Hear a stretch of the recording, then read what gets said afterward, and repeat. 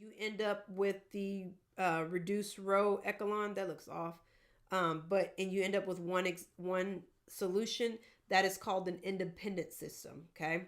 When you have infinitely many solutions, what's going to happen is multiple variables will cease to exist, but you'll notice that the line that shows where all the variables are gone, because remember, if there's a zero, that means that term is not there. And this is what it looks like.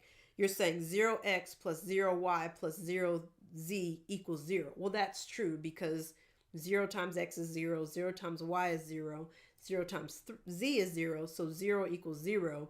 That's a true statement. When that happens, where multiple variables go away, but one of the rows shows this and it's true, then you have infinitely many solutions. Now, the inconsistent system is when you have no solutions. So it's sort of like the same thing happens.